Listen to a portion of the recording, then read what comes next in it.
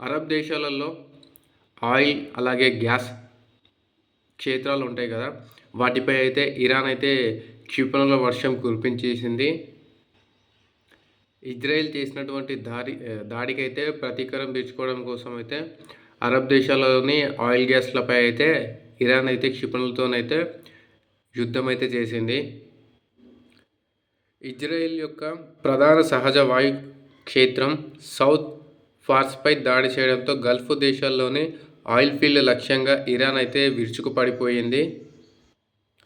Arab దేశాల ఇంధన కేంద్రాలపై అయితే భారీ దాడులను అయితే చేసింది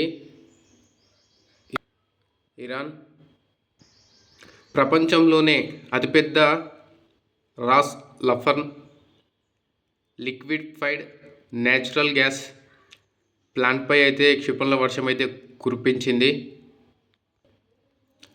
అయితే ఖతర్ యొక్క ఆర్థిక వ్యవస్థకు జీవనాడి అన్నమాట అది. ఆ ప్లాంట్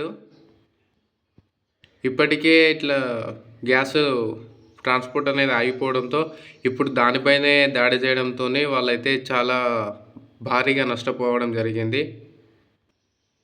ఇరాన్ యొక్క దాడులను అయితే ఖండించారు అరబ్ ఇస్లామిక్ కూటమి అయితే. సౌదీలో కూటమి దేశాల విదేశాంగ మంత్రులు అయితే భేటీ అయితే జరిగింది. అయితే ఇరాన్ అయితే చమురు కేంద్రాల లక్ష్యంగా గల్ఫ్ దేశాలపై అయితే జరుపుతున్నటువంటి దాడులను అరబ్ ఇస్లామిక్ కూటమి అయితే తీవ్రంగా ఖండించింది. సౌదీ విదేశాంగ మంత్రి ఆయన మాట్లాడుతూ, సహనానికి కూడా ఒక హద్దు అనేది ఉంటుంది, ఆ హద్దు దాటిపోతే మాత్రం బాగుండదని చెప్పేసి హెచ్చరించారు. అవసరమైతే సైనిక చర్య ద్వారా అన్ని మార్గాలను పరిశీలిస్తామని ఆయన చెప్పడం జరిగింది. సమావేశానికి చాలామంది హాజరయ్యారు. ఖతర్పై మళ్ళీ దాడి చేస్తే ఒక భీకరమైన బీభత్సం అయితే సృష్టిస్తాను అని చెప్పేసి డొనాల్డ్ ట్రంప్ అంటున్నారు. ఖతర్ లిక్విఫైడ్ న్యాచురల్ గ్యాస్ వాటిపై మళ్ళీ దాడి చేస్తే మాత్రం నేను ఒక బీభత్సమైన యుద్ధాన్ని అయితే సృష్టిస్తాను అని ఇరాన్కు అమెరికా అధ్యక్షుడు డొనాల్డ్ ట్రంప్ అయితే చెప్పడం జరిగింది. ఇరాన్కు అత్యంత విలువైనటువంటి సౌత్ పార్స్ గ్యాస్ ఫీల్డ్ను పేల్చేస్తామని, ఇరాన్ ఇంతకుముందు ఎప్పుడు చూడని విధంగా ఆ స్థాయిలో అటాక్ చేస్తామని ట్రంప్ అయితే వార్నింగ్ ఇచ్చేశాడు. మీరు దాడులు చేయకుండా ఉంటే ఇజ్రాయెల్ కూడా మీపై అయితే దాడులు చేయదు. మూర్ఖంగా ప్రవర్తించి దాడులు కొనసాగిస్తే మాత్రం మేమైతే భీకరంగా యుద్ధాలైతే మీతో మాత్రం చేస్తామని చెప్పేసి అంటున్నాడు. ఇజ్రాయెల్ సహాయం తీసుకోకుండా కూడా మీ సౌత్ పర్స్ గ్యాస్ ఫీల్డ్ని అయితే పేల్చేస్తానని చెప్పేసి అన్నాడు. పరిస్థితి అంతవరకు తెచ్చుకోరు నాకు తెలుసు అని చెప్పేసి ఆయన అంటున్నారు. నేను భవిష్యత్తు గురించి ఆలోచించి నేను మా సైన్యానికి ఎలాంటి ఆదేశాలను అయితే ఇవ్వలేదు అని చెప్పేసి అన్నారు. ఒకవేళ నేను ఆదేశాలు ఇస్తే మాత్రం మొత్తం నాశనం అయిపోతుంది అని చెప్పేసి ట్రంప్ అయితే చెప్తున్నాడు. ఇరాన్ మీరు ఇలానే దాడులు కొనసాగిస్తే మాత్రం నేను మా సైన్యానికి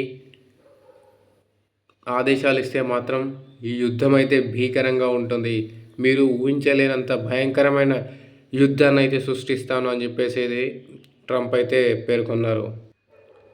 అయితే ఇరాన్కి చెందినటువంటి సౌత్ పర్స్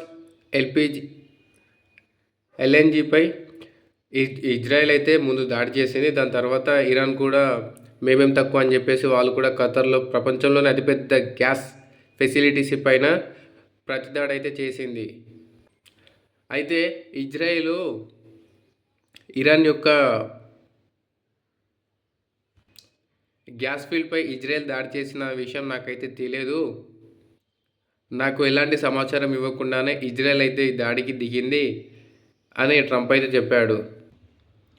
ప్రపంచంలో చాలా దేశాలకు ఆయిల్ రవాణా చేసేందుకైతే కీలకమైన సముద్ర మార్గాన్ని హార్ముజ్ జలసంధి నౌక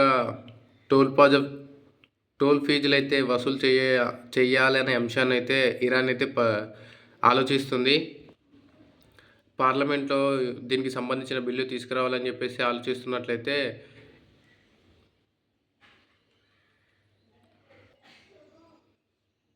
పార్లమెంటు బిల్లు తీసుకురావాలని చెప్పేసి ఆలోచిస్తున్నారు.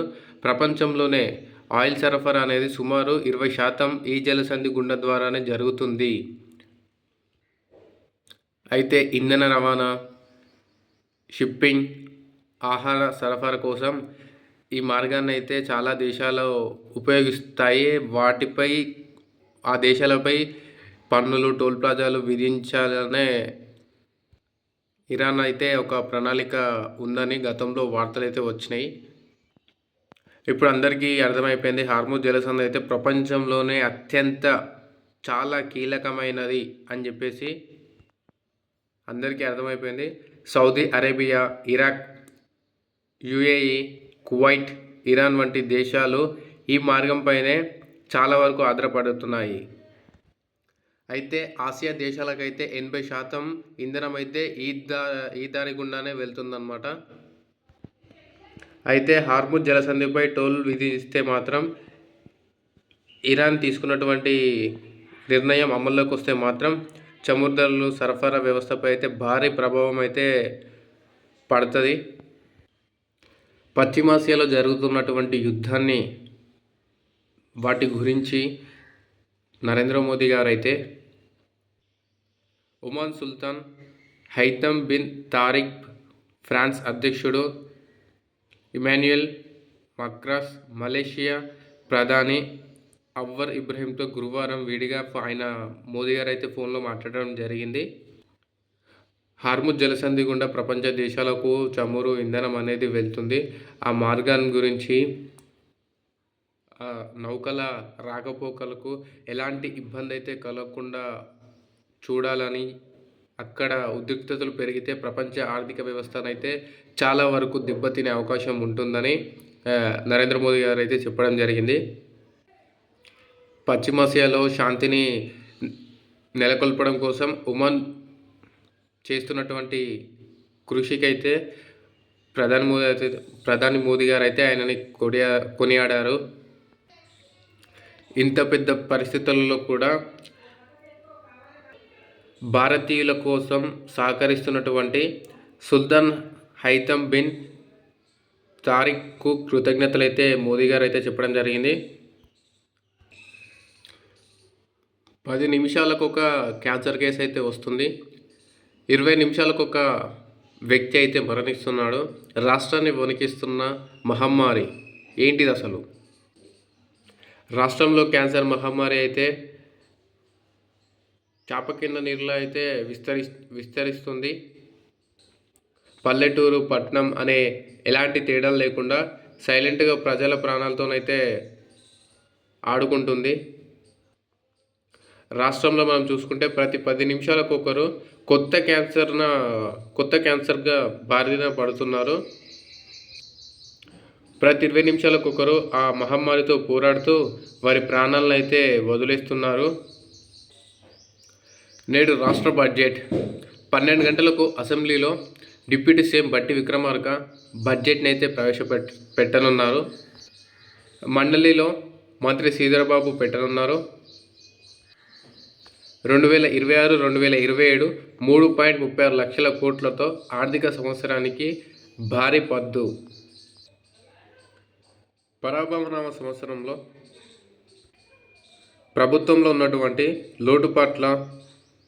లోటుపాట్లు, పాలనా వైఫల్యాలను కొనసాగిస్తున్న ప్రజల్లో అసంతృప్తి పెరిగే ప్రతిపక్షానికి గణనీయంగా బలం చేకూర్చే అవకాశం ఉందని ప్రముఖ పండితులు మృత్యుంజయ శర్మ, ఫణీంద్ర శర్మ చెప్పడం జరిగింది.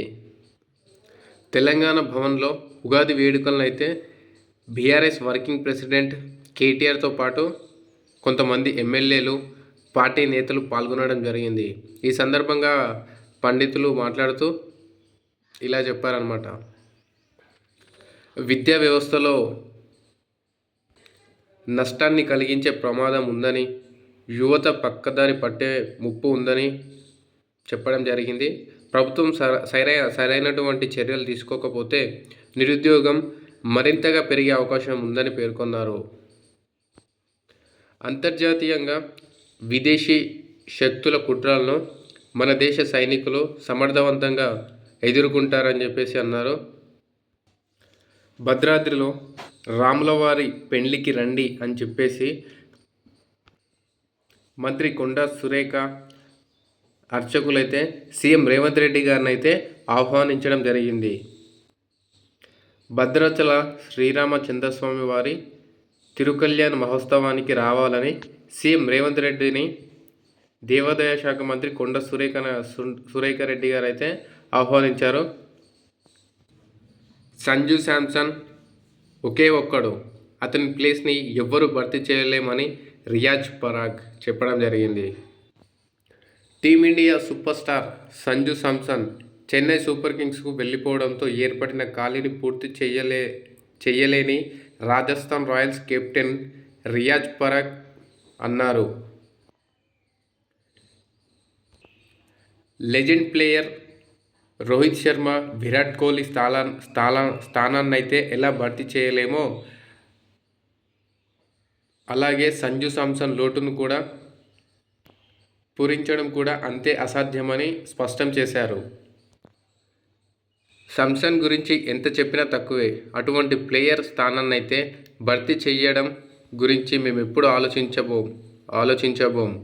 బహుశా అతన్ని ఇలాంటి నైపుణ్యాలు ప్లేయర్ కోసం వెతకొచ్చు, లేదా అతని ప్లేస్లో బ్యాటింగ్ చేసే వారిని తీసుకోవచ్చు. కానీ శాంసన్ ప్లేస్ను పూర్తిగా భర్తీ చేసే ప్లేయర్ను మాత్రం తీసుకురాలేం.